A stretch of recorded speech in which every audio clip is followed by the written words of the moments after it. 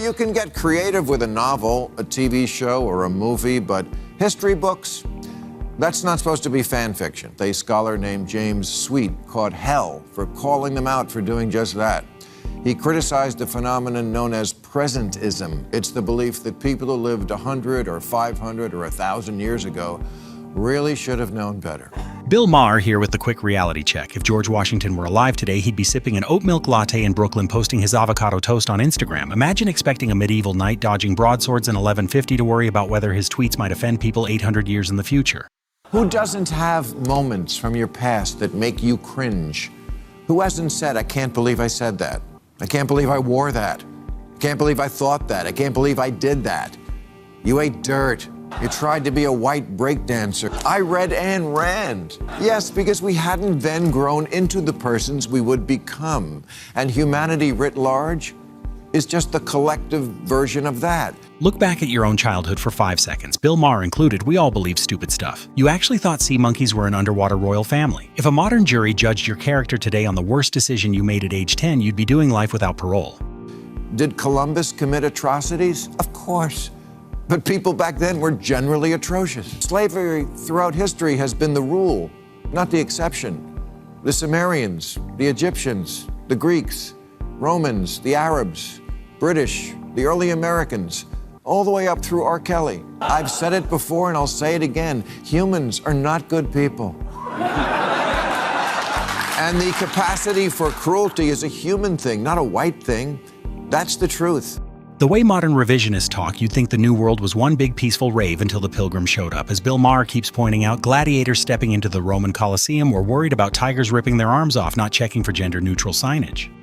Being woke is like a magic moral time machine where you judge everybody against what you imagine you would have done in 1066, and you always win. It's just a way to congratulate yourself about being better than George Washington because you have a gay friend and he didn't. Presentism is just a cheap moral time machine. You step out into the Middle Ages, lecture starving feudal peasants on modern etiquette, and congratulate yourself on winning. You're not smarter than George Washington just because you own an iPhone and no progressive hashtags. There's a play called I, Joan, currently being presented in London, and it portrays Joan of Arc as, surprise, non-binary with they-them pronouns. Which, if you think about it, makes even less sense because Joan, being French, spoke a language where every noun is masculine or feminine.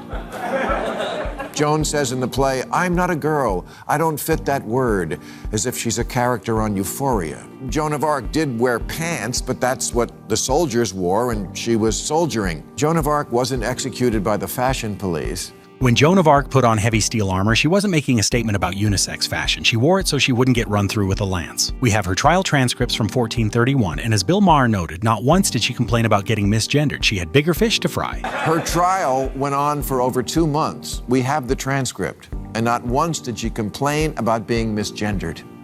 She had bigger fish to fry, like herself. History isn't just a vague vibe you rewrite whenever you feel offended. A merchant in ancient Mesopotamia carved hard accounting records into clay tablets to track his grain sales. Actual history relies on physical artifacts and records, not on whatever narrative makes you feel superior this week. Much of history is indisputably factual because we have artifacts and coins and birth records today. Hollywood studios love erasing real historical figures just to check off modern corporate diversity boxes. Bill Maher says, why stop at hot air balloons? Let's cast Meryl Streep as Seabiscuit so every little girl knows she too can grow up, run 4 laps around a dirt track, and win the Triple Crown. They made a movie called The Aeronauts about the scientists who broke the record for the highest altitude in a balloon.